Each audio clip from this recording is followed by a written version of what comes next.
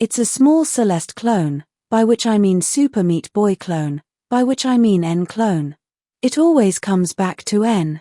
A torture platformer with the same screen fast respawn.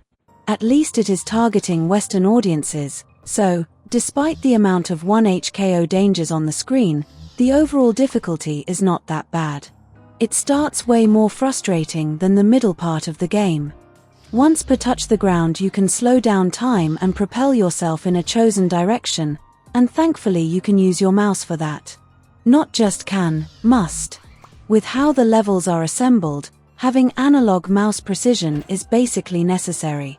As a USP, that same mechanic can be used to tether enemies together to share the pain, multiplying the damage.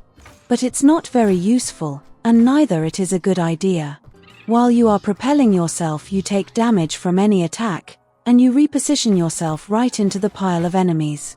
And unlike the games with a similar mechanic, some Sanix and Spectre of Torment, by the end of the travel you are not positioned to attack the enemy, but severely overshoot. With how you have a pogo attack with a bad timing, it would have been a big improvement to tighten the timings and make the tether to position the character right above the target. You have just 3 HP, while all of the enemies are damage sponges with big and long attack arcs or projectiles, and unfun patterns. 1v1 they are not even hard. Your best attack pattern in most of the choices is just hit and run, sometime literally walking in a straight line back and forth while spamming the attack. But the game loves to throw mixed packs of the enemies. So, the successful strategy is to pull enemies one by one and deal with them in turns, making the tether really unnecessary. And it's not used on the bosses, who all are alone. At least could have been used for clone bosses, who have to be damaged at the same time. Tethers also last a very short time. On the combat screens you have to kill everything. But the flyers actively try to avoid you, and some of them just hide inside the bottomless pits and stay there, staring at you. The controls are very loose and imprecise both for the platforming and for the combat. The kinesthetics are very floaty and delayed. Also, the main mechanic of slowing down time and propelling in a direction triggers with a severe delay, resulting in hundreds of deaths of no your fault. Both combat and platforming related ones. This is a Celeste clone not only because it's in the same genre, but also because it builds its story over stupid dull boring cookie-cutter drama that you can call from the very first screen. The plot is dull and overdone, the twists are sewn with a white thread. Like, you talk to people and you kill the people, while the game shows you their relatives. Buddy, you understand that unless your setting's genre is evil is good, the only winning move is not to play the game. Just turn off the game in the beginning, and you are a good guy. Why did you write a game that must not be played if you are invested in the story even in the slightest? This is just bad writing. Games as interactive medium cannot support bad protagonists unless evil is good. Or, well, unless it is written so extremely well, that everyone buys into it and then does not expect the twist. Which literally never have happened. The only example anyone can name is Spoops Online, but who you literally have to be to buy into that crap. The protagonist is a people-killing Yankee, of course he is evil, you are playing as the most evil person in the empire of evil, a soldier who never questions why he is invading a foreign country 2 oceans and 2 continents away, while shooting the civilians, who tell you in open text to go home. The basic gist of it is humanoids are strip mining and polluting the sentient planet, or a continent. So, the continent, or the planet, decides that instead of sending a mindless Terminator to kill all humans, it will send a sentient gullible machine that will turn against it.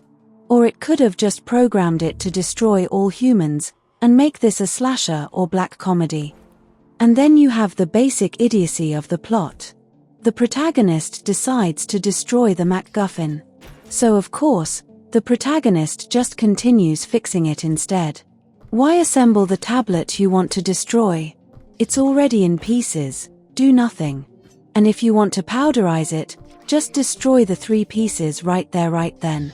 Do not assemble the thing, do not create the torment nexus.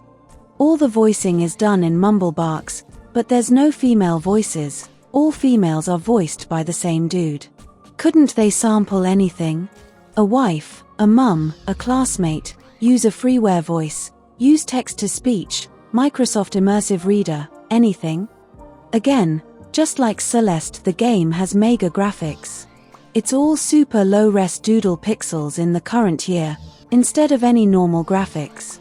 Why not the same assets, but normal cartoon sprites? Why it always has to be mega graphics? And it's not like they are very detailed. When you have cheap tiling like a mobile budget game, making that mega pixels doesn't change the fact that it's cheap tiling. The game has loose controls, loose platforming, poor combat, poor storytelling, bad mega graphics, poor hitboxes, weak sound. Yet the game still feels no worse than mediocre because garbage became the norm for the top 15% of the industry, with bottom 85% the average being Guantanamo Bay tortures. And because it's short, which is good. Since you are respawned in the same screen, you can retry fast, and it's not a very difficult game. There are a few poorly designed levels, and the longer you go the less bad the design becomes, until you reach the final challenging stretch. It's as if they were adding the levels when done, and not finishing the whole set, and then putting the best ones in the front and in the end, while dumping the poor ones in the middle. So, if you want a finishable torture platformer in your life, this is one. Most of them run the mega graphics, so it's not like there's much choice.